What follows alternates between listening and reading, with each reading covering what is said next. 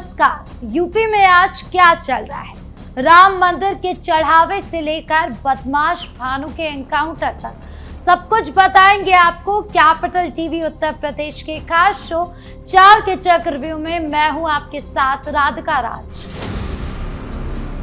4 के चक्रव्यूह में सबसे पहले बात करेंगे राम मंदिर की, जहां अखिलेश यादव ने राम मंदिर के करोड़ों के चढ़ावे गायब होने का आरोप लगा दिया है।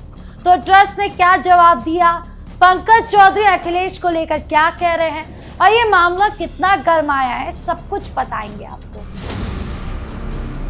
दूसरी खबर गाजियाबाद केस से जुड़ी आ रही है, जहां 17 साल के सूर्या की बेरहमी से जान लेने के बाद अभी भी मामला शांत नहीं हुआ है। अनिल राजभर ने मुस्लिम समुदाय को लेकर तगड़ा बयान दे दिया है। तो क्या कहा अनिल राजभर ने, जिससे सपा पर भी निशाना साधा गया, बताएंगे आपको पूरा मामला डिटेल में। तीसरी खबर संभल से आ रही है, जहां अवैध अतिक्रमण पर बुलडोजर चल रहा है, जिसे लेकर मुस्लिम सांसद जियाउर रहमान बर्क भड़क गए। उन्होंने भाजपा पर गंभीर आरोप लगाए हैं। तो क्या कुछ कहा सांसद ने, पूरा खेल और पूरा बयान बताएंगे आप। 4 के चक्रव्यूह के आखिरी में बात पूर्वांचल के कुख्यात बदमाश भानु प्रताप सिंह की, जो अयोध्या में एसटीएफ के एनकाउंटर में ढेर हो गया। तो क्या था पूरा मामला, भानु पर कितने केस थे, क्या कुछ पुलिस ने बरामद किया, बताएंगे आपको पूरा मामला। तो चलिए बिना किसी देरी के शुरू करते हैं 4 का चक्रव्यूह। 4 के चक्रव्यूह में सबसे पहले बात करते हैं राम मंदिर की। अखिलेश यादव ने सोशल मीडिया पर पोस्ट करके बड़ा दावा कर दिया, कहा कि राम मंदिर में श्रद्धालुओं का चढ़ाया करोड़ों का चढ़ावा गायब हो गया है। यह ट्रस्ट के लिए शर्मनाक है। सनातनी समाज आहत हुआ है, सरकार चुप क्यों है? अखिलेश ने न्यायालय से संज्ञान लेने का भी मांग कर दिया है, लेकिन राम मंदिर ट्रस्ट ने इस आरोप को सीधा खारिज कर दिया। महासचिव चंपत राय ने कहा कि समय समय पर आंतरिक ऑडिट होता है, एसबीआई के लोग भी साथ रहते हैं, अभी भी ऑडिट चल रहा है, कोई गड़बड़ी नहीं निकली है, सब कुछ सीसीटीवी के निगरानी में होता है, चढ़ावे की गिनती मशीन से होती है, सीसीटीवी कैमरे की नजर में होता है, लॉकर डबल लॉक में रखा जाता है, एक चाबी बैंक की दूसरी ट्रस्ट की होती है, कोई गायब होने की बात तो है ही नहीं। अखिलेश ने ट्रस्ट के स्पष्टीकरण पर भी तंज कस दिया, बोले कि 40 सेकंड की सफाई देने में घंटे क्यों लग गए, ये स्पष्टीकरण भी संदिग्ध है। फिर भाजपा प्रदेश अध्यक्ष पंकज चौधरी भड़क गए, बोले कि अखिलेश कहते रहते हैं हम जवाब थोड़ी देते रहेंगे, ये मंदिर का विषय है, ट्रस्ट जवाब देगा, सरकार का नहीं है। यहाँ पर ओपी राजभर का भी बयान सामने आया। उन्होंने कहा कि अखिलेश यादव किस बुनियाद पर ये सारे आरोप लगा रहे हैं, इतने गंभीर आरोप लगा रहे हैं। क्या वो कभी राम मंदिर गए हैं? क्या कभी उन्होंने राम मंदिर का दरवाजा भी देखा है? क्या उन्होंने कभी दान पात्र की तरफ भी देखा है, जो वो इतने बड़े बड़े बयान दे रहे हैं? पहले जाएं, देखें कि किस निगरानी के अंदर इस तरीके से दान पात्र की जांच होती है, किस तरीके से दान पात्र की गिनती होती है, क्या कुछ वहां का सिस्टम है, उसके बाद इस तरीके की बयानबाजी करें। यानी राम मंदिर पूरे हिंदू समाज की आस्था का केंद्र है। ऐसे में बिना सबूत के आरोप लगाना सनातनी भावना को ठेस पहुंचाने जैसा है। अखिलेश की सपा वोट बैंक की राजनीति करना, लेकिन राम भक्तों की आस्था के साथ खेलना, ये ठीक नहीं है। ट्रस्ट साफ कह रहा है कि ऑडिट चल रहा है, कोई गड़बड़ी नहीं है, फिर भी अखिलेश यादव बार बार मुद्दा उठा रहे हैं, जो कि 2027 के चुनाव में कितना असर करेगा यह भी देखना बाकी होगा। लेकिन सनातनी समाज इस पर नजर रखे हुए हैं। बढ़ते दूसरी खबर की ओर, गाजियाबाद की सूर्या केस में भले अभी भी कार्रवाई हो रही हो, मामला अभी भी ठंडा ना हुआ हो, लेकिन अब अनिल राजभर के एक बयान के बाद और सियासत गरमा गई है। उन्होंने बहराइच से कहा, मुस्लिम समाज को गंभीरता से सोचना चाहिए। आप गंगा जमुनी तहजीब और भाईचारे की बात करते हो, लेकिन ऐसी घटनाओं के बाद कौन आप पर भरोसा करेगा? अनिल राजभर ने पुलिस की कार्रवाई की तारीफ भी की, कहा कि कानून के दायरे में सख्त एक्शन हो रहे हैं, लेकिन मुस्लिम समुदाय को अब अपनी सोच बदलनी होगी। सपा पर भी निशाना साधा, क्योंकि सपा हमेशा ऐसे मामले में वोट बैंक बचाने की कोशिश करती है। आपको बता दें, सूर्य की जान बकरीद के दिन गई। आरोपी ने पहले पूछा, बकरे को कुर्बान होते हुए देखा है, फिर गला रेत दिया। पुलिस ने असद को मार गिराया, लेकिन परिवार अब मास्टरमाइंड का भी एनकाउंटर चाहता है। ये घटना पूरे यूपी में गुस्सा पैदा कर रही है।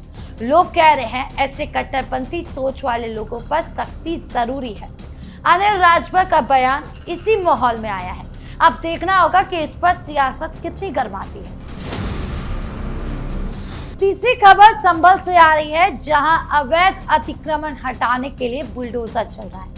मस्जिद और मदरसों पर एक्शन हो रहा है। सपा सांसद जियाउर रहमान पर पूरी तरह भड़क गए। उन्होंने भाजपा सरकार पर सीधा हमला बोल दिया।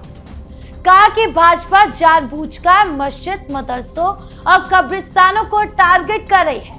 जब जब चुनाव आते हैं, भाजपा ऐसी हरकतें शुरू कर देती है। मुसलमानों को बांटने की कोशिश है, लेकिन हम बटेंगे नहीं। सांसद ने कसेरुवा गांव की मस्जिद का जिक्र करते हुए कहा कि प्रशासन ने आग पर पट्टी बांधकर तय निशाने के साथ कार्रवाई की है। मस्जिद को शहीद कर दिया गया है। पूरे गांव में मातम छाया हुआ है। माँ बहनों की आंखें नम हैं, बच्चे सहमे हुए हैं।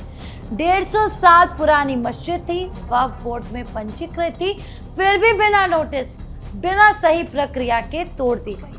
जियाउर रहमान बर्क ने और भी गंभीर आरोप लगाए। कहा कि तहसील प्रशासन धार्मिक स्थलों को निशाना बना रहा है। ये मामला 3 बार जिलाधिकारी अदालत में पहुंचा था। 2 बार सुनवाई नहीं हुई। तीसरी बार जल्दबाजी में फैसला सुना दिया गया। ग्रामीणों को नोटिस तक नहीं दिया गया। देर रात फैसला तैयार किया गया। बैक डेट में भी टीम बुलाकर बुलडोजर चला दिया गया। सांसद ने साफ कहा कि हम सड़क से लेकर संसद और कोर्ट तक लड़ाई लड़ेंगे। संविधान के आर्टिकल 25 का उल्लंघन हुआ है। हर नागरिक को अपने धर्म का पालन और धार्मिक स्थल की रक्षा का अधिकार है, लेकिन यहाँ खिलवाड़ किया गया है। हाई कोर्ट और सुप्रीम कोर्ट के वकीलों से बात चल रही है। अधिकारियों के खिलाफ केस लड़ेंगे। लोगों से अपील की कि संयम रखें, लाठी डंडे से नहीं, कानून के रास्ते से लड़ना है। न्याय जरूर मिलेगा। मस्जिद के अंदर मिले हरे झंडे और पोस्टर पर भी सांसद ने सफाई दी। कहा कि हरा रंग इस्लाम का प्रतीक है। ईद मिलादुन्नबी जैसे मौके पर इस्तेमाल होता है। इसे अनावश्यक रूप से उछाला जा रहा है। असली मुद्दे से ध्यान भटकाने की कोशिश है। देखिए, एक तरफ सरकार कह रही है कि अवैध निर्माण पर एक्शन है, चाहे कोई भी हो, कानून सबके लिए बराबर है। दूसरी तरफ विपक्ष इसे धार्मिक निशाना बताकर वोट बैंक की चिंता कर रहा है। संभल में माहौल तनावपूर्ण है, लोग सहमे हुए हैं। अब देखना होगा कि ये मामला कोर्ट में जाता है तो क्या फैसला आता है और सियासी गलियारों में ये कितना गर्माता है। सपा सांसद पूरी ताकत से लड़ाई लड़ने की बात कर रहे हैं। योगी सरकार भी अवैध कब्जा हटाने का सिलसिला जारी रखे हुए है। चार के चक्रव्यूह के आखिरी में बात पूर्वांचल के कुख्यात भानु प्रताप सिंह की, जो अयोध्या में एसटीएफ के एनकाउंटर में मार गिराया गया। भानु पूरे पूर्वांचल में आतंक मचा रहा था। गोरखपुर के बेलाघाट थाना क्षेत्र के बिकनीपुर का रहने वाला था। 40 से ज्यादा मुकदमे दर्ज, अलग अलग जिलों में 2 लाख रुपए का इनाम घोषित था। आजमगढ़ पुलिस ने 1 लाख, अंबेडकर नगर ने 50,000, गोरखपुर ने 25,000 और बस्ती पुलिस ने 15,000 का इनाम लगाया हुआ था। प्रयागराज एसटीएफ को सूचना मिली कि भानु अयोध्या में महाराजगंज थाना क्षेत्र में अहमदपुर घाट तिराहे के पास है। टीम पहुंची, घेराबंदी की।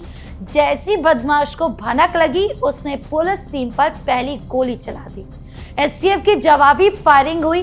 भानु गोली लगने से घायल हो गया। अस्पताल ले जाया गया, जहां डॉक्टरों ने उसे मृत घोषित कर दिया। एनकाउंटर में एसटीएफ प्रयागराज यूनिट के प्रभारी जेपी राय और एक सिपाही भी गोली लगने से घायल हो गए।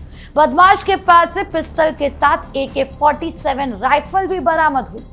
ये हथियार दिखाता है कि भानु कितना खतरनाक था। भानु जैसे शातिर बदमाश कई सालों से पुलिस के लिए सिरदर्द बने हुए थे। कई जिलों में लूट, हत्या और दूसरे संगीन अपराधों में नाम था। एनकाउंटर के बाद कुछ लोग कह रहे थे कि जांच होनी चाहिए, लेकिन पुलिस का कहना है कि बदमाश ने पहले फायरिंग की, जान बचाने के लिए जवाबी फायरिंग हुई।